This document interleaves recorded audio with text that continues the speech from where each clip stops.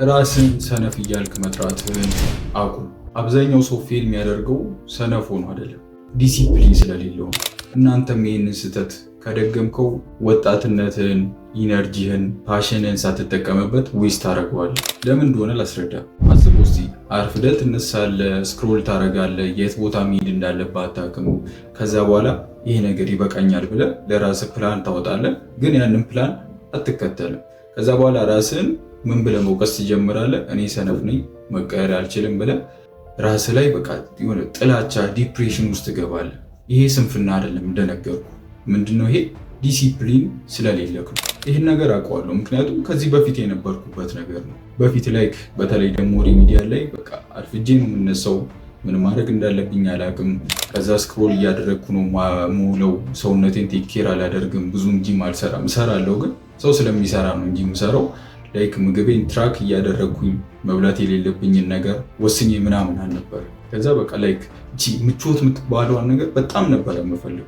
ግን አሁን ሁሉም ነገር ተቀይሯል።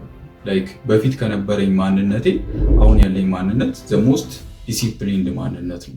በዛሬ ቪዲዮ አብዛኛው ወጣት ፌል የሚያደርገው ለምንድን ነው? እያያችሁ ነው አይደል?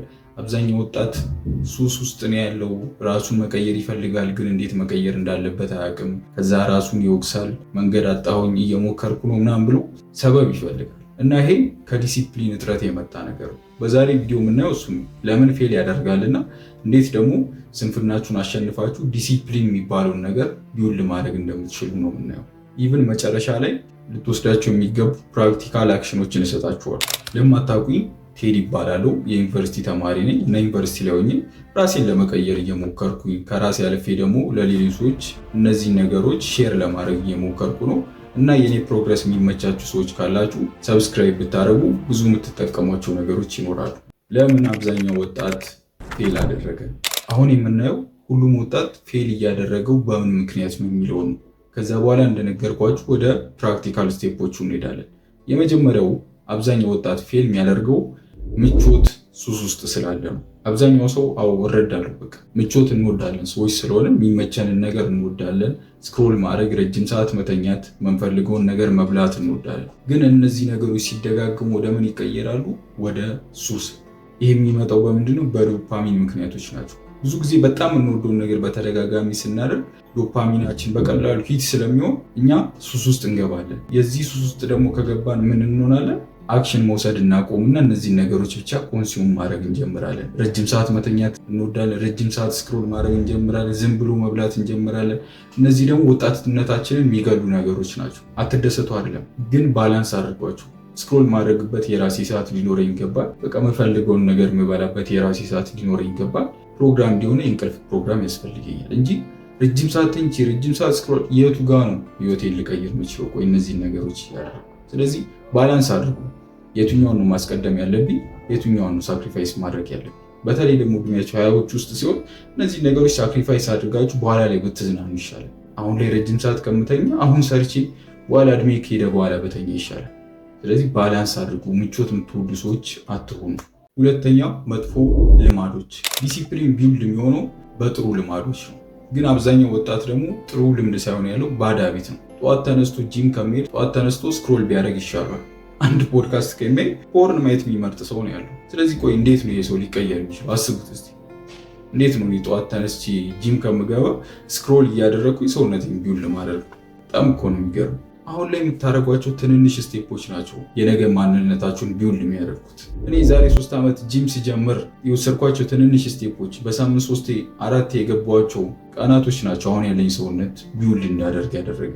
ሶስተኛ ግልፀኝነት ነው። አብዛኛው ወጣት ፌል የሚያደርጉ ከራሱ ጋር ግልጽ አይደለም። ግልፀኝነት ሲባል አብዛኛው ሰው ይፈራል። ላይክ የኛው ግልፀኝነት በእኔ ኮንሴፕት በተረዳሁት መንገድ ላስረዳችሁ። ለምሳሌ አሁን ጂም መግባት እፈልጋለሁ። ላይክ ከሰዓት ልገባ ባስብና አሁን ላይ ቲክቶክ ስክሮል እያደረግኩኝ ከተመቸኝ ለራሴ ምን አይነት ሪዝን እሰጠዋለሁ? ላይክ ላለመግባት። ጂም ቤት ሰው ሊበዛ ይችላል፣ ብዙ ብረት አይኖርም ሰው ስለሚበዛ።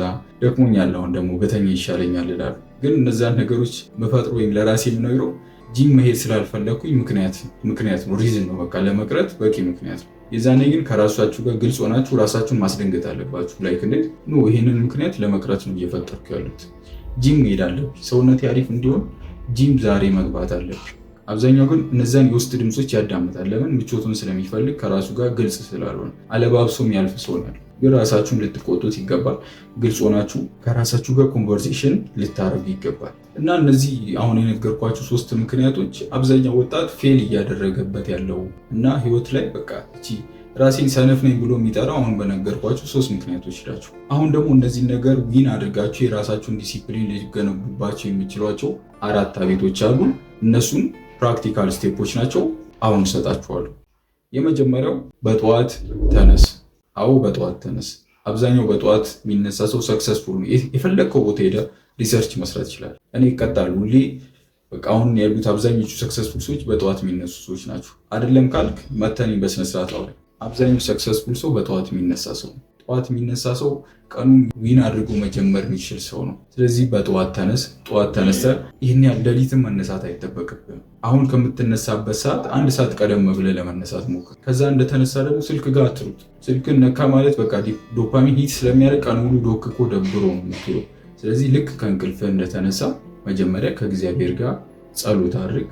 እግዚአብሔርን አመስግን፣ ፈጣሪን አመስግን። እስከዚህ ሰዓት ያደረሰ እሱ ነው። ቀንን ፕላንም እንድታደርግ እኮ እንድትኖር የፈቀደልህ እሱ ነው አይደለ? ስለዚህ ፈጣሪን በማመስገን በጸሎት ጀምር። ከዛ በኋላ ደግሞ እንደኔ ሜዲቴት የምታደርግ ከሆነ ለ5 ደቂቃ ሜዲቴት አድርግ። ዘን ቀንን ፕላን አድርግ። ወረቀት ወይም ደግሞ ጆርናል ማድረጊያ ነገር ካለ ቀን እንዴት እንደምታስኬድ ፕላን አድርግ። አለቀ በቃ።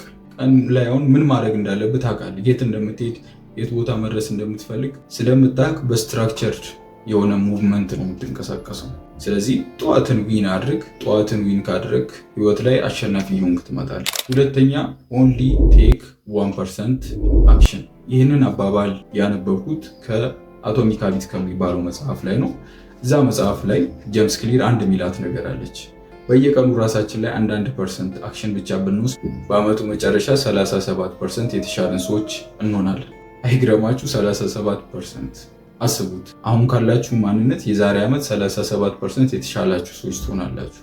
ስለዚህ ትልልቅ አክሽኖች ያስፈልጓችሁ። እኔ ዛሬ አሁን ሰውነቴን ለመገንባት ጂም ገብቼ ብዙ ብረቶችን መሸከም የለብኝም በአንድ ቀን። ሁሌ 1% ብቻ እነዛን አክሽኖች ቴክ ካረኩ የዓመቱ መጨረሻ ላይ የሚገርም ሰውነት ይኖረኛል ማለት ነው። ስለዚህ ነገሮችን በአንዴ ለመቀየር ከመሞከር ይልቅ መቀየር የምትፈልጓቸውን ነገሮች መጀመሪያ ምረጡና ከዛ እነዛ ነገሮች ላይ 1% አክሽን ውሰዱ። በአመቱ መጨረሻ ራሳችሁ የሚገርማችሁን ለውጥ ታመጣላችሁ። አሁን ካላችሁ ማንነት 37% የተሻለ ማንነት ነው የሚኖራችሁ። ይሄ በጣም የሚያኮራ ነው በእውነቱ። ሶስተኛ ፕሮግረሳችሁን ትራክ አድርጉ። አብዛኛው ኢትዮጵያ ላይ ይሄ ችግር አለ። የምታልፏቸውን መንገዶች ትራክ አታረጉም። በቃ ፕሮግረሳችሁን ዶክመንት አታረጉም፣ ፎቶ አታነሱም፣ ጆርናል አታረጉም።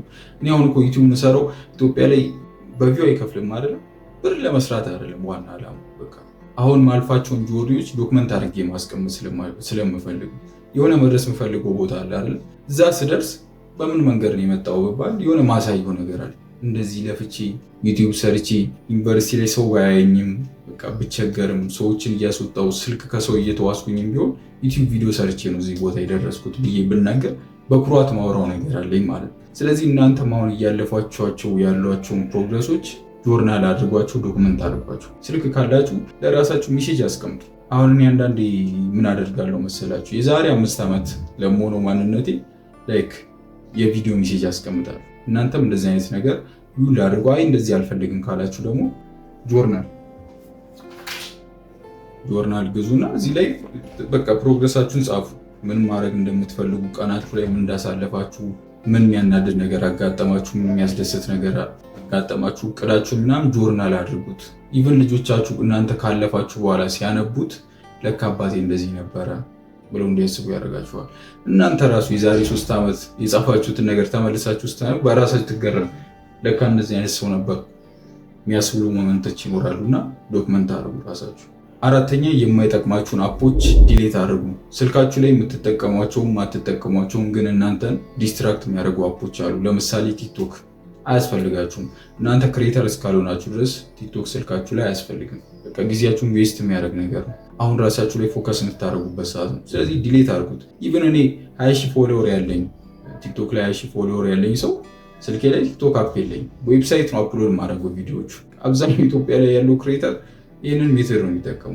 እናንተን እዚህ ጋር ያጠምዷቸዋል። እናንተ እነሱን ታያላችሁ፣ እነሱ ህይወታቸውን ይቀይራሉ። በቃ አለቅ። በዚህ ወይ ነው የምታልፉት። ግን አትዝናኑ ማለት አይደለም። እኔ ዘላለም ቲክቶክ አላይም ማለት አለ። ቀናቶች አሉ። ዊኬንድ ላይ ኢንስታል አደርጋለሁ። ቅዳሜና እሑድ በቃ ስራ ከሌለብኝ ራሴ ላይ ፎከስ ማድረገው ነገር ያን ያህልም ከሌለ የሆነ ሰዓት ላይ ስክሮል ያደርጋለሁ። ከዛ በኋላ ፎከስ ማድረግ ያለብኝ ሰዓት ላይ ስደርስ አንኢንስታል ያደርጋለሁ። እነዚህ ስቴፖች ተጠቀሙ። ረጅም ሰዓት እነዚህ ነገሮች ላይ ዌስት ማድረግ የለባችሁ። ከፋፍላችሁ ተጠቀሙ። ማኔጅ አድርጉት። ስልካችሁ ላይ እስካለ ደግሞ ስክሮል ማድረጋችሁ አይቀርም። አሁን ህፃን ልጅ ምግብ አቅርባችሁ አትብሉ ብትሉት ማይበላበት ሪዝን የለም አይደል? ይበላል። ስለዚህ እናንተም ስልካችሁ ላይ ካለ ስክሮል ለማድረግ አትችሉም። ስለዚህ ዲሌት እያደረጋችሁ አንኢንስታል እያደረጋችሁ ባስፈለጋችሁ ሰዓት ኢንስታል እያደረጋችሁ ብትጠቀሙ ይሻላችኋል። አስታውሱ፣ የእናንተ ችግር ስንፍና አይደለም። ነግሬያችኋለሁ። ሰነፍ ሆናችሁ አይደለም። ዲሲፕሊን እና ስትራክቸር ስለሌላችሁ፣ በየት በኩል መሄድ እንዳለባችሁ፣ ምን ማድረግ እንዳለባችሁ ስለማታውቁ ነው። ይህንን ደግሞ በዚህ ቪዲዮ አብራርቼላችኋለሁ። ፕራክቲካል ስቴፖችን ሰጥቻችኋለሁ። መስራት የሌለባችሁን ስህተቶች ነግሬያችኋለሁ። ስለዚህ ይህንን ቪዲዮ ማየት ብቻ አይደለም፣ አክሽን ውሰዱ። ከዛ ራሳችሁ ላይ ለውጥ ታመጣላችሁ። ይሄ ቪዲዮ እንደጠቀማችሁ አምሹር። የጠቀማችሁ ላይክ ማድረጋችሁ እንዳረሱ። ኮሜንት ላይ ደግሞ በዚህ ሰዓት መቀየር የምትፈልጓቸው ሀቢቶች ምን እንደሆኑ ኮሜንት ላይ ጻፉልኝ። በሌላ ቪዲዮ እስከምንገናኝ ደህና ሁኑ።